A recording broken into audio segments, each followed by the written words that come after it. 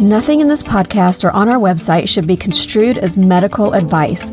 Consult your healthcare provider for your individual nutritional and medical needs. The information presented is based on our research and is strictly that of the author and not necessarily those of any professional group or other individual. Hi, I'm Sue Becker from Bread Beckers. Welcome to Sue's Healthy Minutes. I'm so excited you've joined me today, and I hope this episode encourages you and allows you to find the answers you have been praying for the health of you and your family. Today on Sue's Healthy Minutes, it is my great pleasure to share with you a two-part interview I did as a guest with Jami McQuivey on her podcast, No Gallbladder, Now What? Together, we dive into many health issues concerning the gallbladder, especially affecting women today. I learned so much just by being Jami's guest. Be sure to tune into Sue's Healthy Minutes next week to hear part 2. What in the world do grains have to do with healing digestion, especially if you don't have a gallbladder? For years, I believed the answer was to avoid all grains, especially wheat. I tried and I struggled, yet my health only got worse.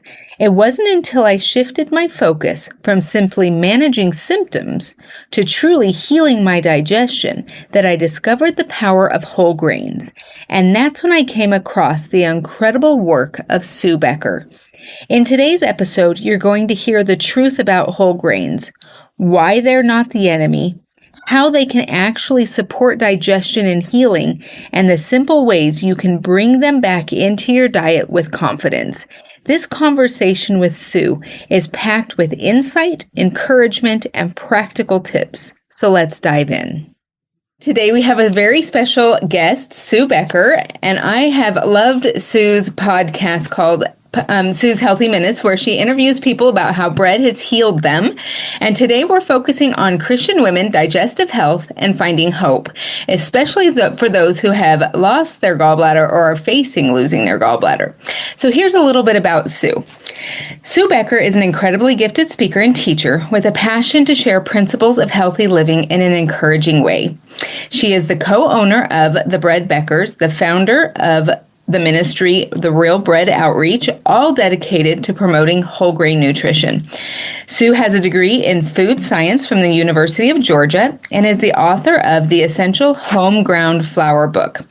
For more than 30 years, she has researched the relationship between common diseases that plague most Americans and the processed food, particularly the bread that most people consume every day. Her discoveries are both biblically and scientifically sound, and her teaching has changed the lives of countless families. Sue is a wife, a mother, a grandmother, and now a great-grandmother.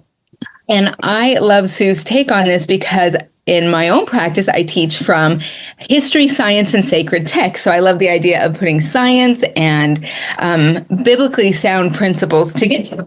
So we're going to start out. Sue, how are you doing today? I am doing great. I'm so excited to be here. A little nervous, like you said. I'm usually on your end of interviewing others, so I always get nervous. Am I going to say the right things? Oh, I'm sure you will. We're just going to talk like two old friends. So yes, sounds good.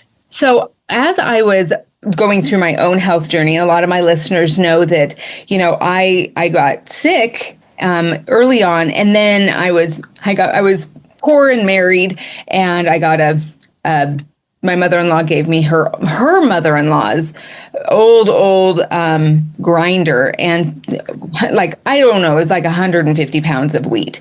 And so I learned to make bread out of not having enough money. But when we started getting money, I didn't equate the health aspects, and later on I got sicker and sicker, and I did what most people do, is they tell you to avoid dairy, and they tell you to avoid wheat, and I wasn't better. So my first question to you is, how do you see God's design for food, especially grains, impacting the digestive health of women today? Well, it's a big player. It's a really big player. Digestive issues such as constipation, it's definitely a challenge for, I think, most all Americans, but especially women. It's kind of interesting as I did some research. Specialists at the Henry Ford Health find that digestive issues and constipation are 2 to 3 times more prevalent in women than men. So they're very prone to constipation and digestive issues, and factors such as a lack of fiber, exercise, not drinking enough water. That's all they do. They all do play a big issue here, but there are definitely factors more specific to women, such as hormones. We've all probably been there. We notice usually there's more bowel movements or when we start our cycles or leading up to it. But fluctuations in estrogen and progesterone really play a part during our menstrual cycles, during pregnancy. Then, of course, as we get older, during menopause, these can all affect our bowel elimination as well as our digestion. Then, of course, along with low thyroid, which that's interesting that women tend to be more prone to low thyroid medications such as pain relievers and things like that. People don't realize they slow your bowels as well as, helping to reduce pain, stress. And I found this one interesting as I studied, really what's going on with women. And I just look back on my years as a wife and a mother, and especially working women today. One thing is we simply are too busy and we resist the urge to eliminate. We just go, I don't have time to go right now. So we tend to hold, and that can be a problem. And so these are things that I've learned over the years of why this tends to affect women so much. And whole grains such as bread, of course, made with freshly milled flour can often be, in my opinion, not just my opinion, the easiest and most delicious way to get fiber, the fiber that we so desperately need. But along with fiber, to encourage elimination, whole grains such as bread made from freshly milled flour, they can supply the nutrients needed to support those things I just talked about, the moods, the fluctuation of hormones. It can just affect all of this. And that's something I think we don't always think about.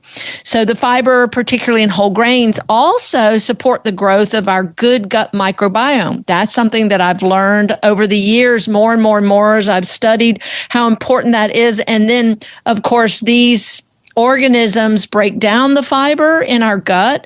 And something I've learned just recently in the last year, I knew they produce B vitamins and I knew they produce vitamin K and essential fatty acids, but they are also big players as they break down that fiber in our large intestine, in our colon.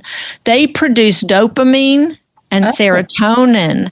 And these are big mood regulators. These are our happy hormones. And so that can really play a bigger role than I think we've ever talked about. We hear of these organisms, but most people don't realize that relationship that they play to our health. So anyway, these are big factors, and these organisms, they depend on the fiber found in, say, our whole grains.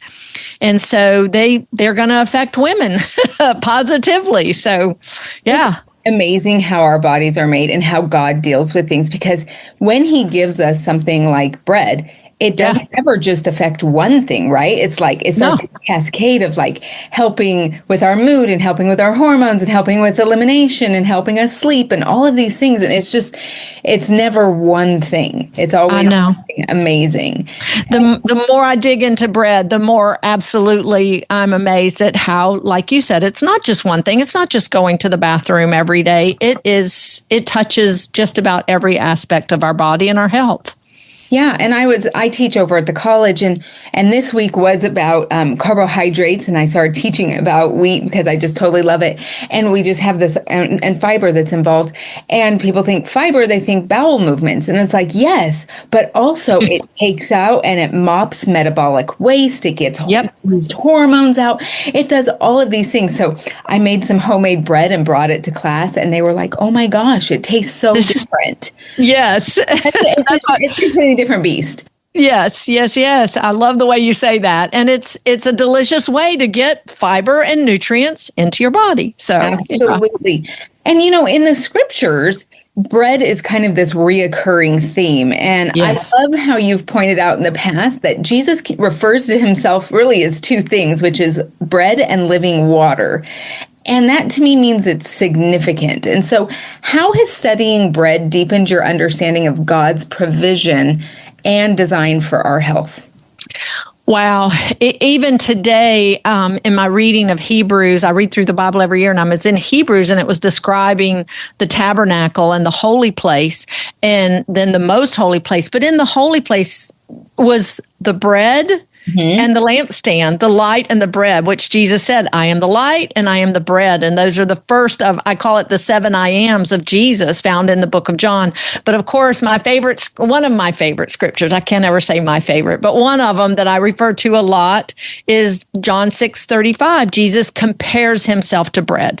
He states, I am the real bread of life. He who comes to me shall be satisfied.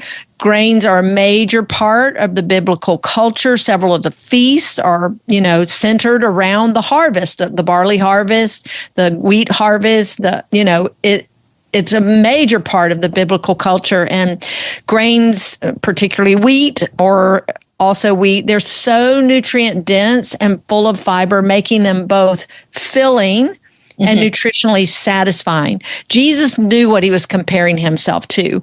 And I think maybe we don't realize, we have heard fiber fills you up, it's slower to digest. So it's that, that satiation that we get, and you just can't overeat. But another thing is so much of the food that we eat is so nutritionally deficient that we crave food. Why do you crave food? You're craving food because you're not full and satisfied because there's no fiber there, but also nutrients are lacking. So your body needs it. And so it's craving it. So that really magnified, that thought to me when Jesus said, he who comes to me shall be satisfied. We will be full and will be nutritionally satisfied because all the nutrients are there. And he knew it was all there in the bread. The real bread made from freshly milled whole grains, even wheat, is life-sustaining and health-giving. And that's just powerful to me. It is incredibly powerful. And I love how you're talking about real bread, because as I was teaching my students, is what they usually do is they take out all these nutrients and then they just add 5 back, and they add them in disproportionate amounts. Yes. I just recently, when I was realizing, I was trying to figure out my digestive issues, and I could have my homemade bread, but I couldn't have it from the store, and what's going on. And I would get stomach aches sometimes, and I wouldn't get sometimes.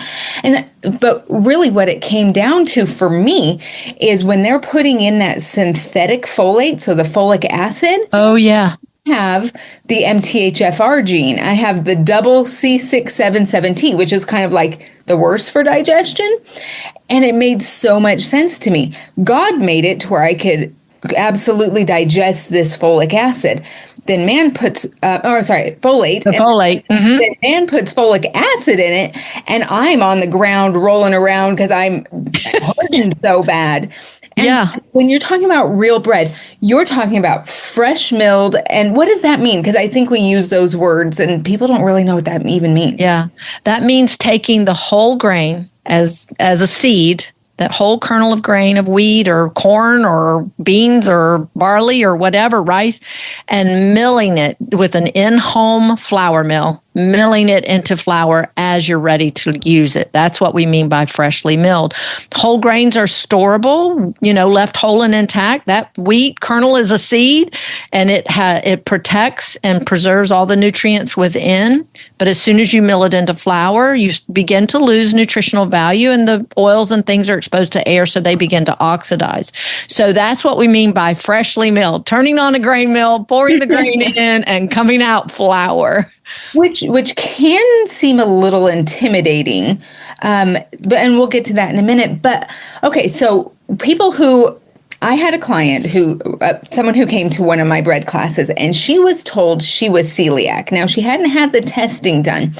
And actually what she found out is that she was able to have fresh milled grains. So could you talk about the difference maybe between celiac, between being gluten sensitive, and how fresh milled plays a different role in helping with that? Yes, we hear that all the time. We have hundreds of testimonies now, people that the bread in the store makes them sick and they think they're gluten sensitive. They go off of gluten, they feel a little better.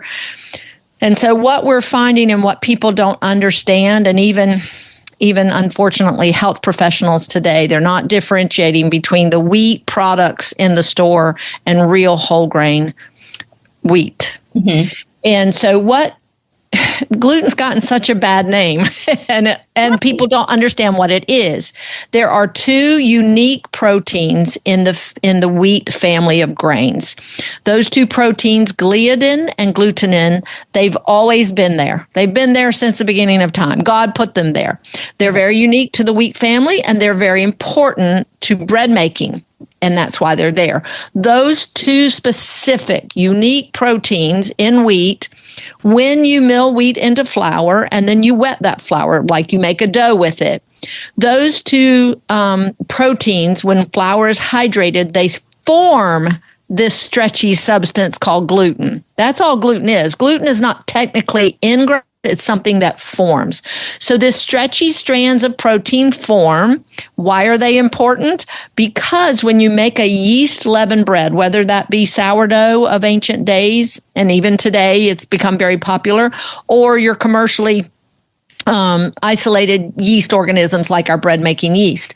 When yeast feeds on the carbohydrates in your bread dough, they produce carbon dioxide gas. Those stretchy strands of protein trap that carbon dioxide gas, and that's what enables the bread to rise. So it's always been there. It's why wheat is the king of yeast breads, the king of bread making, if you will. So it's always been there. Now, in the early 1900s, when those steel rolling mills were invented, and they discovered that if they milled the flour, sifted away the nutrient-rich bran, sifted away the oil-laden germ, and left only the protein and starch, the white flour endosperm part, this flour would last forever. So white bread became the food of choice. What did I tell you the endosperm is? Protein and starch. What did I tell you gluten is formed from? Protein and starch. So that bread, the commercially processed bread and flour that's in the store, it's been stripped of all the vitamins and minerals, and it's mostly pure gluten-forming proteins and starch. So that's the issue. And then, of course, gluten is responsible for a good rise in your bread. It does produce fluffier, higher gluten flours like wheat, produce fluffier bread. So in the food industry, they're like, that's not quite enough gluten in that bread. Let's add some more. They can isolate those proteins out and dehydrate it and make it into what looks like a flour. It's called vital wheat gluten. So they will add even more of those pure gluten flour proteins, gluten-forming proteins to that bread. So even in your whole grain breads, the 100% whole grain, read the label, they are adding pure gluten flour more to that bread dough to get this fluffier, lighter, softer loaf of bread. So therein lies the problem. We are eating these gluten-forming proteins, gluten if you want to call it that, out of context, much more abundant than God intended us, and without the vitamins, the minerals, the fiber to help our digestion and keep things moving along. So that's what's happening. And now, white flour is with no fiber, it's constipating, and that's what's causing the bloating, the stomach issues, the bowel issues, the poor digestion. Not to mention the fact, and I may be getting a little long-winded here, but this is important to understand. Protein digested in the stomach, and they need an acid environment to be digested. Stomach produces that acid. We're fearfully and wonderfully made. God knew what it needed. And what is a huge medicine that Americans are taking today are antacids. Yeah. It's lowering that pH of the stomach. So therein lies another problem, of poor protein digestion. You don't digest proteins, you're going to lay down the villi, you're going to have bowel obstructions and constipation and all these issues. So that's part of it. So what people are finding is, they feel bad on that, what they think is just gluten, but it's the commercially processed bread. But when they change to freshly milled flour that has all the fiber to improve all the nutrients, to improve their digestion, to keep their bowels moving, to help, it move along, they're finding they not only tolerate this bread, they're being healed on this bread. They're getting better. They're getting their life back. We hear it all the time. So it's not so much a gluten sensitivity as if you I don't know what to call it. You're eating pure gluten-forming proteins. Yeah, it's processed isolated, bread. Right? And God does do things in isolation. Exactly. And so women, we've talked about, have a huge, we have digestive issues. Like I work with women all the time, and I specifically work with women because I also feel like I've actually gone to doctors and they're like, oh, and they've kind of pushed me away. But women are actually built differently. We have actually a little bit longer intestines. Yes. So we can digest things slower, but also more thoroughly. All this stuff, like we are fearfully and wonderfully made. And so by the time women have their gallbladder out, we've suffered for a long time with digestive issues. A lot of times, yeah. But now that a lot of my audience doesn't have their gallbladder out, 1.2 million a year in the United States get theirs taken out, women. Oh, wow. And 60% of those are women, over 60%. And so it's huge, but they're told, oh, don't worry about it. Go home and live your life. Just eat a little bit less fat. But then we can't digest vitamins A, D, E, and K. Could you explain the importance of wheat in those kind of fats? Because I know you talk about that. Oh, yeah. So wheat is one of the richest food sources of vitamin E, which is so important for so many health issues, regulating females' reproductive cycle, your skin, your hair, but it protects. It's a huge antioxidant for all your fatty substances, your cell membrane, the fats and things that you eat. So that's a huge player. The B vitamins, they are critical in your digestion of not just carbohydrates, but fats and proteins. So these are big players to improve your digestion, and your gallbladder is very needed, and fiber plays a big role in the function of your gallbladder. Yeah. What role does that play? I'll try to share it as simply as possible, but fiber and bile, which it's a little understood role, but it's important to digestion. And like you mentioned earlier, toxin elimination. And bile is an acidic substance. It's made by the liver, primarily to aid your body's digestion of fats, right? And to help support heavy metals out of the body. We don't think of that. We think of bile as just our gallbladder as the storage for what the liver produces, and that it just squirts into our intestine and it helps with fat digestion. But as the bile travels down two ducts, one goes into your intestine, the other goes into your gallbladder, where it's concentrated 10 times its strength. I didn't realize that until recently. So when food moves from the stomach into your small intestine, or that very first part, the gallbladder contracts and it squirts bile into your small intestines. So there the bile mixes with the fats you have consumed and helps break them down. And any gallbladder problems leading to reduction in bile quality or supply, it can lead to digestive troubles. But in the small intestines that recently consumed particularly soluble fiber, but really most any kind of fiber, it binds with the mixture of bile and these toxins and these fats that the fats have absorbed. And this mixture then travels through the small intestines and then eventually, of course, gets dumped into the large intestine where it's then eliminated through our bowels, through a bowel movement.